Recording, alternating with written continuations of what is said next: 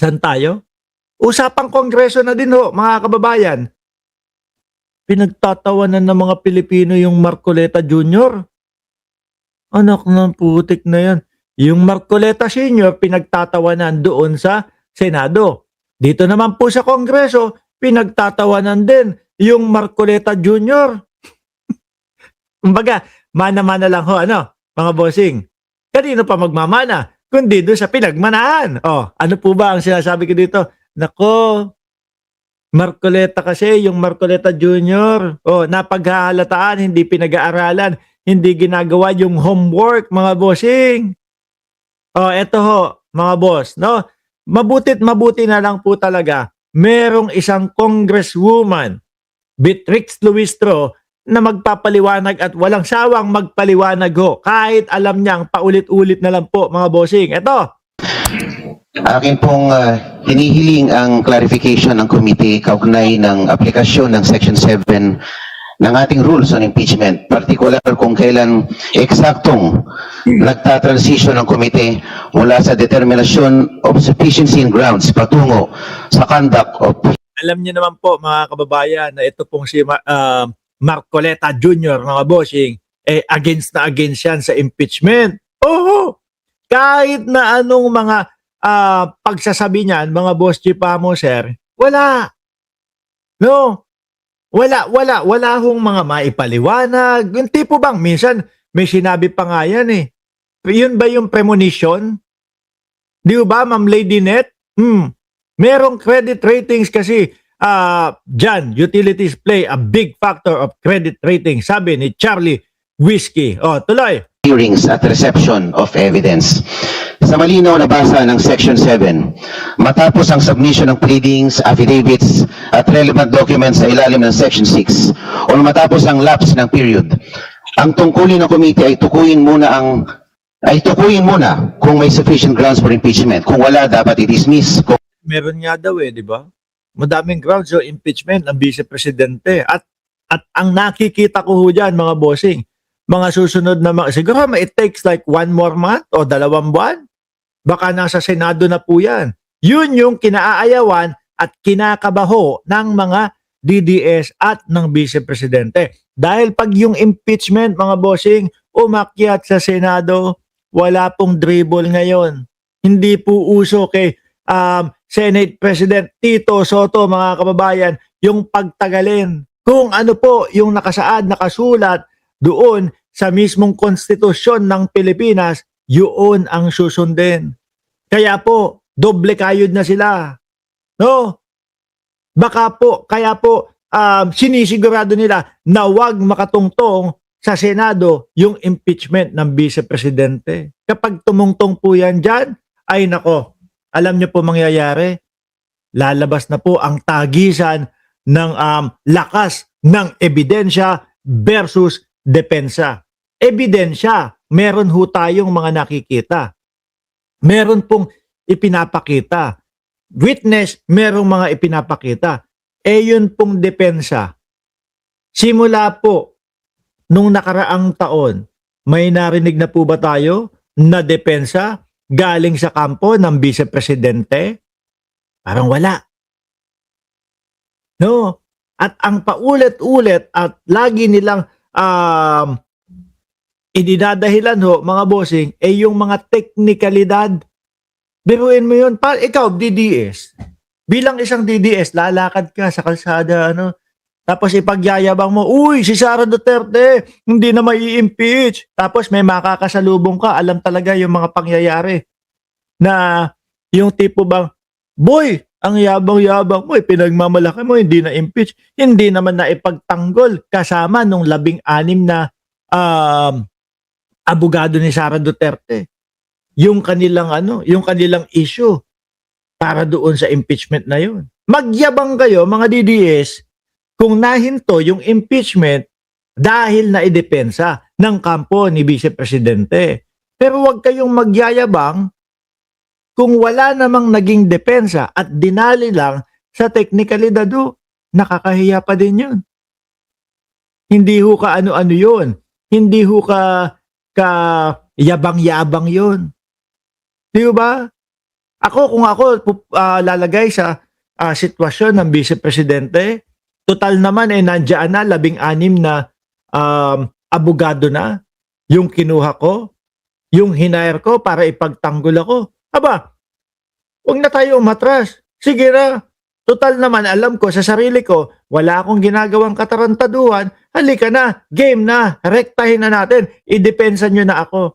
Linisin nyo yung pangalan ko. Upang sa ganon, pagdating ng eleksyon, mas lalong malakas ang pangalan na Sara Duterte. Nak ng tokwa ho, mga kababayan. Pati ho yung kanilang sagot Pati ho yung kanilang sagot ngayon, mga bossing, ang layo daw po doon sa issue ng impeachment, mga bossing.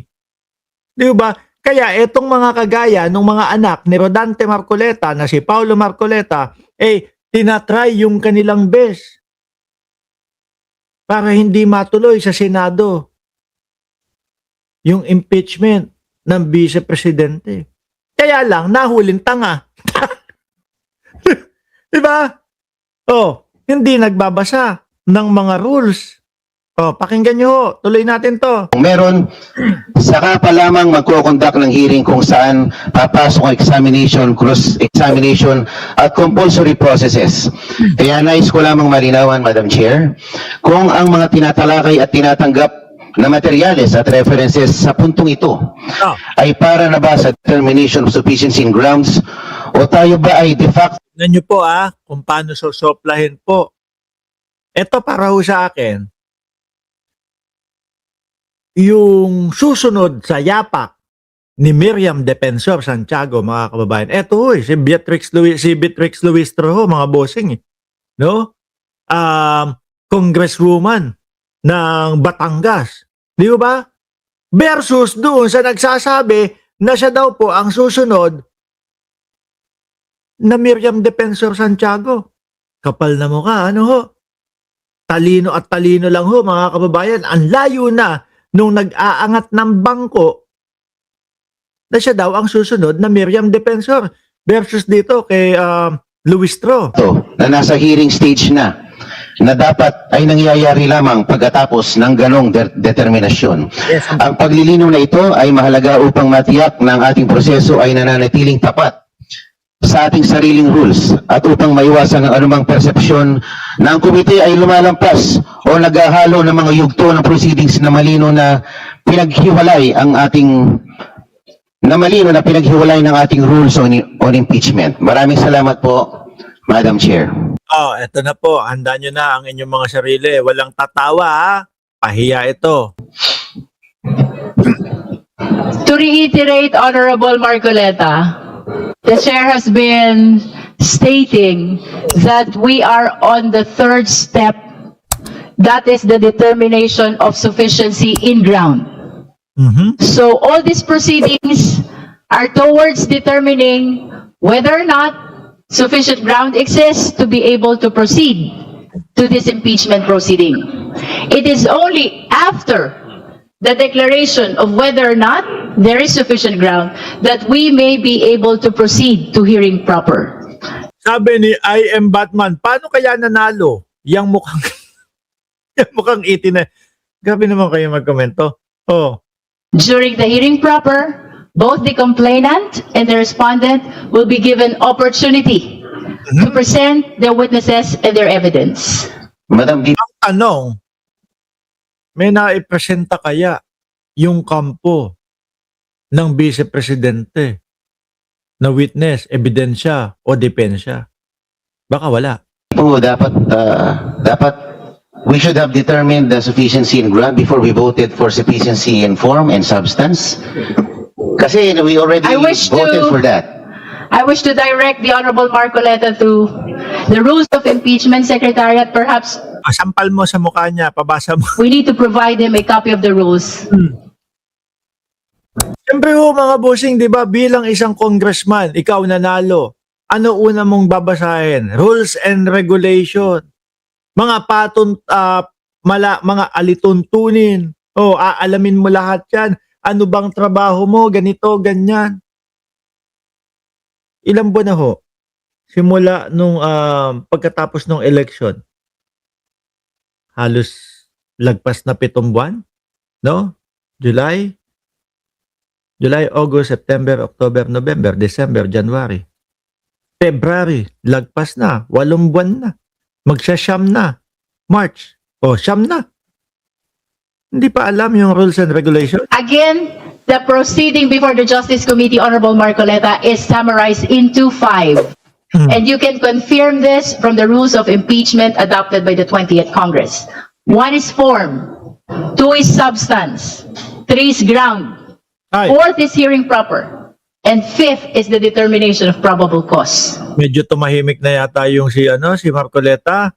After that, we go to the plenary.